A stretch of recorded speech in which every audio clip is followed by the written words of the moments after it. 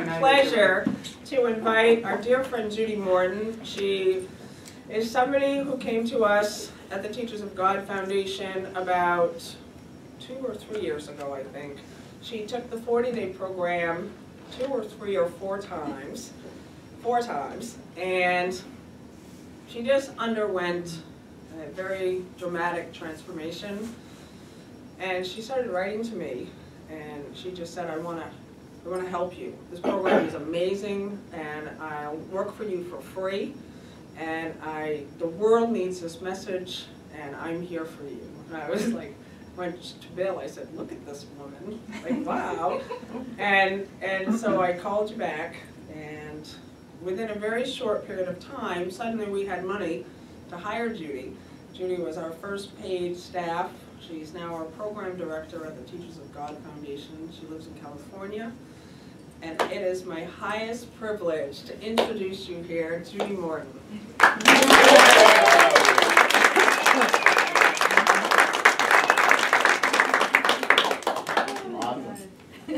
I have the best job in the whole world. Doesn't even feel like a job. But I'm so excited to be here to see everybody. And being in California, I see a lot of things happening here in kind of a bird's eye view, just through Facebook and watching the videos. And I feel like you're all my family. It's so great.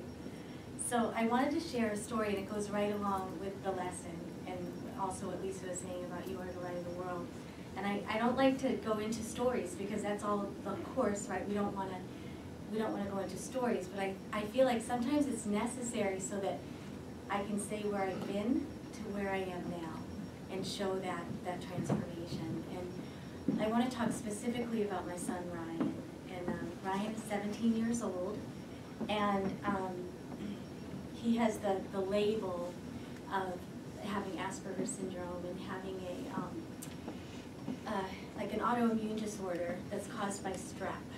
And there's certain children that get strep throat when they're younger. And the antibodies that are created by strep they actually go after a certain part of the brain. And it can cause severe OCD, like obsessive compulsive. And I don't believe in disease anymore. Like I really had this idea that he has this illness, he has this label, and I treated him like he was sick and that he needed to be fixed. And so, of course, what kept showing up for me, but more and more. And I remember when I met Lisa and Bill for the first time, it was actually a year ago, January, and I was already working for them, and they came out to California for a conference. And I was sitting in the lobby with Lisa one day, and I had a question for her, and I said, I've done the 40-day, and I'm doing the course, and I understand it, like I get it, but what do I do when my ex-husband just keeps being so mean all the time? Like, I've got these 3 kids, and I'm trying to take care of them and co-parent with him, and so I'm going to tie this all together, but he just keeps coming up with these really mean things, like, just so adversarial. So, like, isn't there a point where you have to stick up for yourself? Like, are you just supposed to just, like, take it? And Lisa looked at me with, like, this laser. She's like a laser. And she's like, do you realize that that holding on to a grievance with him, even the slightest grievance with him, will actually affect the healing of your children? And I was like, holy Right. Oh my God! Well, when you put it that way, I'm going to be doing Ho'oponopono with him, and like he's the light of the world. And, because I was just like, but it's like I got it. It went straight into my heart, and it. He's in a special ed classroom. I had to homeschool him for 2 years. He was suicidal. He cut himself. He's got scars all up and down his arms. I hid all the knives in the house because he was cutting himself, and he took a skirt hanger and broke the metal rod off a skirt hanger and cut himself. I mean, he was suffering. And his dad wanted to put him in an institution, and I said, I'm not giving up my son. I am never, ever going to give up seeing him as perfect and healed and whole. And so it's the miracles that are unfolding for this little boy who's now 17 years old. I went to a meeting at his school a week ago, and it was a psychologist, a PhD, like a doctor at the school that's like a behaviorist, a nurse, and 3 teachers. And every 3 years when you have a child with special needs, they do a triannual, it's called, and they do psychological testing, and they they test the kid to pieces because they want to make sure that he still qualifies for special ed. So I walked in the room, and the doctor, she said, I've never seen anything like this. Like, we're actually going to drop 2 of the diagnoses that Ryan has. So he no longer has Asperger's syndrome as far as we're concerned. And he no longer has an emotional disturbance. And I was like, oh. And his teacher said, this never happens. Wow. It was just like,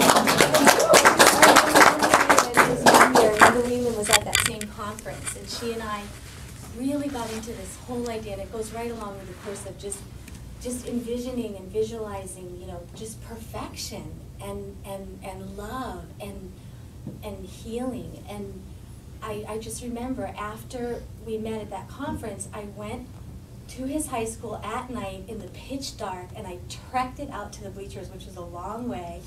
And I'm literally climbing the bleachers in the dark, and that's where they have the graduation, okay? And this is when he was a sophomore.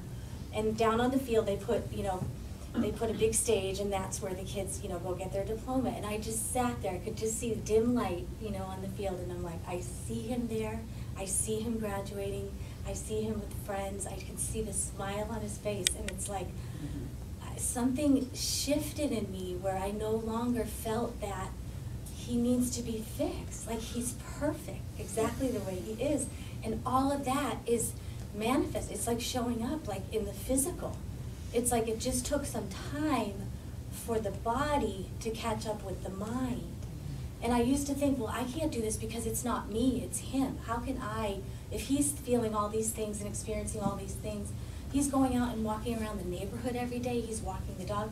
I got into my car the other day with his little brother. I didn't even know he was outside, and he walked up to the car, and it like scared me to see him even outside. This is a young man that he just doesn't go out. You know, he types 100 words a minute with no errors. He's like a gamer. He's like on the driver's all the time. Yeah, that was another thing. I didn't think he could ever drive. My mom was like, he cannot drive. He will be petrified. I'm like, nope, we're gonna get a permit for him. He's gonna get behind the wheel. And it's, you know, it's taking a little longer than we thought, but I'm not pushing it, and he's like so excited. It just, everything that I thought, I believed that those things weren't possible, and as soon as I believed the truth that anything is possible, he's reflecting that. And it's just like, it's amazing to see. And it's not just with him, it's happening in every single area of my life. Nice. And I'm just so, so grateful. And his teacher said to me at the end, he said, okay, we have Ryan in 4 classes in my special ed room and 2 out classes, they're called, in a regular ed environment. And he said, next year, I think that we should try to put him in 4 classes out, but let's talk. Let's meet again in September and we'll look at it. And I said, no, put it on there. Put it on the IEP. It's called. He's going to be in 4 classes out. I know he wants to take economics. His American history teacher walked in and sat down and goes, I love this kid. He's completely engaged. He loves history. I love him. And I'm like looking at him like, and I got special permission to not have Ryan there during the medical discussion because I thought, he doesn't need to hear this. Like, there's certain hoops that you kind of have to go through because he does still need a little help as he's healing. And I said, I don't want him here during all that. He doesn't need to hear any of it. Right. Because it doesn't really matter. All he needs to know is what an amazing job that he's doing. And so he walks in the room and he's so shy. And there's like 6 adults, you know, just telling him how great he is and how good. And he went from failing almost every class, he has straight A's. Like, wow. It's like, and there hasn't been any like, oh my God, you have to get a tutor. We have to, nothing. I just let him be and just love him. And it's just so amazing because he's gonna, you know, grow up and be totally fine. So thank you so much for letting me share. I'm so grateful for all of you. I love you all so much. So thank you.